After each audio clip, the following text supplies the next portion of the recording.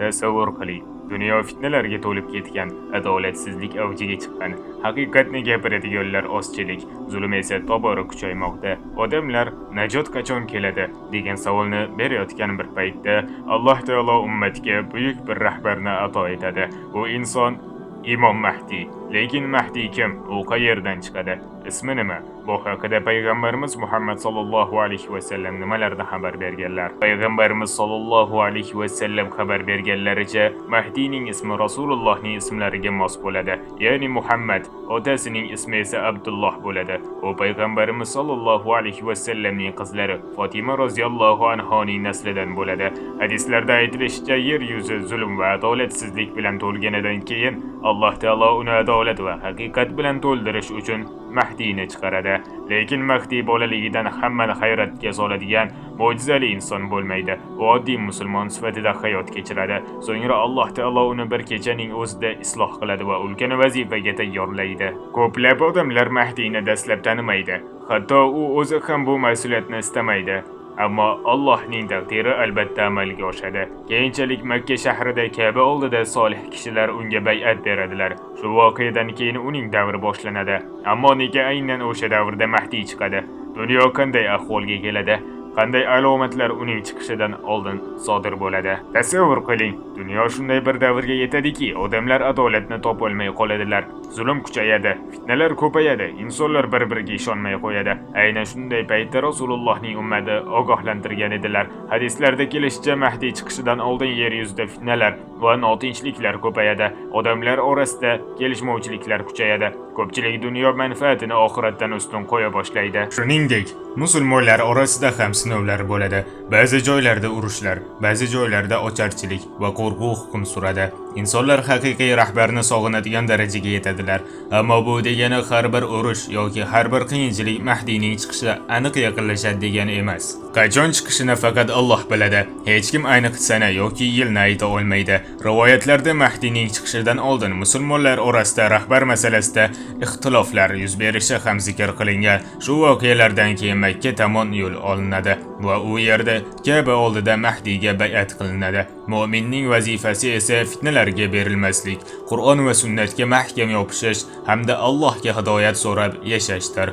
Ammo Mahdiga bay'at qanday bo'ladi? Nega u dastlab bu vazifani qabul qilishni istamaydi? Ka'ba oldida qanday voqealar sodir bo'ladi? Fitnalar kuchaygan, musulmonlar orasida kelishmovchilik avj olgan bir davr.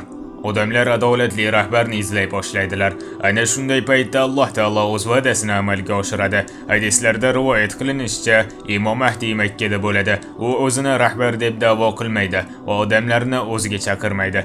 Aksincha, bu ulkan mas'uliyatdan chekinishni istaydi. Ammo solih kishilar uni tanib, Ka'ba oldida Hajarul Aswad bilan maqomi Ibrohim oralig'ida unga bay'at beradilar. Shu tariqa uning rahbarligi boshlanadi. Bu bay'at shon shuhrat yoki dunyo manfaatlari uchun emas, balki musulmonlarni birlashtirish va adolatni tiklash uchun bo'ladi. Ba'zi rivoyatlarga ko'ra, Mahdiga qarshi bir qo'shin yuboriladi. Ular Makkaga yetib kelishidan oldin Allohning izni bilan yerga yutiladi. Bu hodisa Rasululloh sallallohu alayhi va sallam xabar bergan buyuk alomatlardan biri sifatida zikr qilingan. Shundan so'ng musulmonlarning ko'pi Mahdining haq ekanini anglay boshlaydi. Turli yurtlardan odamlar kelib unga qo'shiladilar. Lekin Mahdining oldida hali juda katta sinovlari bor edi. Dunyoga eng katta fitnalardan biri Dajjal fitnasi yaqinlashayotgan edi. Mahdiga bay'at qilinganidan so'ng musulmonlar asta-sekin uning atrofida birlasha boshlaydilar. Alloh taolo uning qo'li bilan adolatni qaror toptiradi. Zulm kamayadi, haqiqat va adolat tiklana boshlaydi. Rasululloh sallallohu alayhi va sallam xabar berganlaridek, Mahdi davrida insonlar o'rtasida adolat hukm suradi.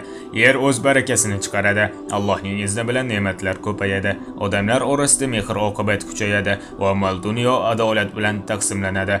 Ammo bu tinchlik uzoq davom etmaydi. Chunki insoniyat tarixidagi eng katta fitna yaqinlashayotgan bo'ladi. Bu fitna Dajjal fitnasi edi. Rasululloh sallallohu alayhi va sallam Dajjal haqida juda ko'p ogohlantirganlar edilar va odam ato yaratilganidan qiyomatgacha Dajjaldan kattaroq fitna bo'lmaydi degan ma'noda xabar berganlar. Dajjal odamlarni aldash uchun katta sinovlar bilan keladi. Ko'p insonlar uning yolg'onlariga ishonib qoladi. Faqat iymoni mustahkam bo'lgan mu'minlargina Allohning yordami bilan bu fitnadan saqlanadilar. Shu paytda Mahdi mu'minlarni birlashtirib, ularni sabr va iymonga chaqiradi. Musulmonlar Dajjolga qarshi tayyorgarlik ko'radilar, ammo Dajjol qayerdan chiqadi? U qanday qilib insonlarni aldaydi? Nima uchun millionlab odamlar unga ergashadi? Mahdi davrida musulmonlar birlashgan bo'lsa-da, insoniyat tarixidagi eng og'ir sinov endi boshlanayotgan edi. Payg'ambarimiz Muhammad sallallohu alayhi va sallam Dajjol fitnasidan Allohdan panoh so'raganlar va ummatlarga ham har bir namozda undan panoh tilashni tavsiya qilganlar. Hadislarda kelishicha Dajjol sharq tomondan chiqadi. U o'zini avval oddiy inson sifatida ko'rsatadi, keyin esa da'volari tobora oshib boradi. Ko'pchilik uning yolg'onlariga aldanib ketadi. Rasululloh sallallohu alayhi va sallam mu'minlarni Dajjolning fitnasidan ogohlantirib, uning eng muhim belgilaridan biri bir ko'zi nuqsonli bo'lishini aytganlar. Shuningdek, uning ikki ko'zi orasida kofir degan yozuv bo'ladi. Allohning izni bilan haqiqiy mu'minlar bu belgini taniydilar. Dajjol odamlarga ulkan sinovlar bilan keladi. Shu sababli iymoni zaif bo'lgan ko'plab insonlar unga ergashib ketadilar. Ammo Mahdi mu'minlarni Qur'on va sunnatga mahkam yopishishga chaqiradi. Ular Dajjolga qarshi sabr bilan turadilar va Allohning yordamini kutadilar. Lekin bu fitna qanday yakun topadi? Musulmonlar eng og'ir vaziyatga tushganida kim osmondan tushadi? Rasululloh sallallohu alayhi va sallam bu haqida qanday xushxabar berganlar? Dajjol fitnasi avjiga chiqadi. Musulmonlar og'ir sinov ichida qoladilar. Mahdi mu'minlarga boshchilik qiladi. Ammo Dajjolning fitnasi tobora kuchayib boradi. Ana shunday paytda Alloh taolo buyuk mo'jizani namoyon qiladi. Payg'ambarimiz sallallohu alayhi va sallam xabar berganlaridek, Iso alayhissalom osmondan yerga tushadilar. U zot Damashqdagi Oq minora yaqiniga tushishlari haqida rivoyat qilingan. Musulmonlar namozga saf tortgan paytda Mahdi imomlik qilmoqchi bo'ladi. Iso alayhissalom kelganlarida Mahdi hurmat yuzasidan imomlikni ularga topshirmoqchi bo'ladi. Ammo Iso alayhissalom yo'q, siz imomlik qiling. Bu ummat uchun bu sharaf Alloh tomonidan berilgandir degan ma'noda javob beradilar. Shu tariqa ular Mahdi ortidan namoz o'qiydilar. Bu voqea Iso alayhissalom Muhammad sallallohu alayhi va sallamning shariatiga ergashib kelayotganliklarini ham ko'rsatadi. Namozdan so'ng Iso alayhissalom mu'minlar bilan birga Dajjolga qarshi yo'l oladilar. Dajjol Iso alayhissalomni ko'rishi bilan dahshatga tushadi va qochishga urinadi, lekin Allohning va'dasi albatta ro'yobga chiqadi. Dajjol qayerda halok bo'ladi? Uning fitnasi qanday yakun topadi? Dajjol qochishga urinadi. U o'zining yolg'on da'volari va fitnalari endi barham topayotganini anglaydi. Chunki Allohning va'dasi haqdir. Payg'ambarimiz sollallohu alayhi va sallamning sahih hadislarida xabar berishlaricha, Iso alayhissalom Dajjolni quvib yetadilar va u Falastindagi Lidda darvozasi yaqinida halok bo'ladi. Shu bilan insoniyat tarixidagi eng katta fitna nihoyasiga yetadi. Dajjolga qarshi ergashgan ko'plab insonlar tarqalib ketadilar. Mu'minlar esa Allohga hamd aytadilar. Yer yuzida yana tinchlik va adolat hukm sura boshlaydi. Ammo sinovlar hali tugamagan edi. Payg'ambarimiz sollallohu alayhi va sallam xabar berganlaridek, Dajjol halok bo'lganidan ko'p o'tmay, Alloh taolo yana bir ulkan sinovni yuzaga chiqaradi. Bu safar sinov Yajuj va Majuj edi. Ular son jihatdan nihoyatda ko'p bo'lib, yer yuziga tarqaladilar. Ularning kelishi insoniyat uchun navbatdagi buyuk sinov bo'ladi. Yajuj va Majuj qayerdan chiqadi? Ular dunyoga nimalar qiladi? Mu'minlar qanday najot topadilar? Dajjol halok bo'lganidan so'ng mu'minlar yer yuzida tinchlik o'rnatildi deb o'ylaydilar. Ammo payg'ambarimiz sollallohu alayhi va sallam xabar bergan navbatdagi ulkan sinov hali oldinda edi. Alloh taolo Qur'oni Karimda va Rasululloh sollallohu alayhi va sallamning sahih hadislarida Yajuj va Majuj haqida xabar berganlar. Ular uzoq vaqt davomida Zulqarnayn barpo etgan to'siq ortida bo'ladilar.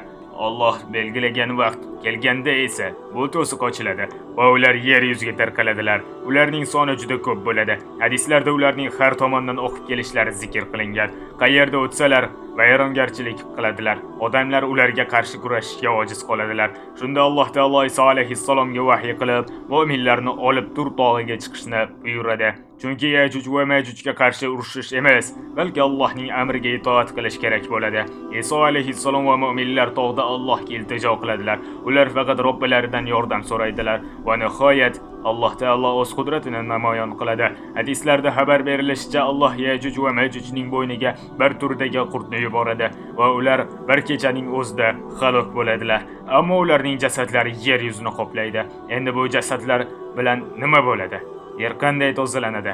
Shunday keyin insoniyatni qanday davr kutadi? Yajuj va Majuj Allohning amri bilan halok bo'lganidan keyin yer yuzi ularning jasadlari bilan to'lib ketadi. Havoni badbo'y hid qoplaydi va odamlar bu holatdan dosh bera olmaydilar. Shunda Iso alayhissalom va mu'minlar yana Allohga duo qiladilar. Najot faqat Allohning qo'lida ekanini yaxshi bilardilar. Alloh taolo ularning duolarini ijobat qiladi. Sahih hadislarda xabar berilishicha, Alloh taolo ularga juda katta qushlarni yuboradi. Ular Yajuj va Majujning jasadlarini Alloh xohlagan joyga olib ketadilar. Shundan keyin Alloh yer yuziga qanday kuchli yomg'ir yog'diradiki, tog'lar ham, vodiylar ham yuvilib ketadi. Yer xuddi ko'zgudek pok va toza bo'lib qoladi. So'ngra Alloh yerga baraka ato etadi. Mevalar nihoyatda serhosil bo'ladi. Rizq mo'l-ko'l bo'ladi. Va insonlar tinchlik hamda osoyishtalikda yashaydilar. Bu davrda Iso alayhissalom adolat bilan hukm qiladilar. Insonlar Allohga ibodat qiladilar va yer yuzida katta baraka hukm suradi. Lekin bu tinchlik ham abadiy emas edi. Vaqti kelganda Alloh yana bir buyuk alomatni yuzaga chiqaradi. Bu alomatdan keyin esa qiyomat tobora yaqinlashadi. Bu qanday alomat edi? Iso alayhissalomning yerdagi hayoti qanday yakun topadi? Yajuj va Majuj halok bo'lganidan so'ng yer yuzida tinchlik va baraka hukm suradi. Insonlar uzoq yillar davomida xavfsizlikda yashaydilar. Bu davrda Iso alayhissalom Qur'on va Rasululloh Muhammad sallallohu alayhi va sallam shariatiga binoan adolat bilan hukm qiladilar. Odamlar o'rtasidagi adovat kamayadi. Zulm yo'qoladi va Alloh yerga mo'l-ko'l baraka ato etadi. Sahih hadislarda kelishicha, Iso alayhissalom ma'lum muddat yer yuzida yashaydilar. So'ngra Allohning taqdiri bilan vafot etadilar. Musulmonlar u zotning janoza namozini o'qiydilar. Ammo vaqt o'tishi bilan yana insonlarning iymoni zaiflasha boshlaydi. Shundan so'ng Alloh taolo mu'minlarga ulkan rahmat sifatida yoqimli bir shamol yuboradi. Sahih hadislarda xabar berilishicha, bu shamol qalbida zarracha iymoni bo'lgan har bir mu'minning jonini oladi. Natijada yer yuzida faqat iymonsiz va yomon insonlar qoladi. Ular Allohni eslamaydilar. Gunoh va buzuqlik yanada avj oladi. Payg'ambarimiz sollallohu alayhi va sallam xabar berganlaridek, qiyomat aynan ana shunday odamlar ustiga qoyim bo'ladi. Lekin qiyomatdan oldin hali yana bir qancha buyuk alomatlar yuz beradi.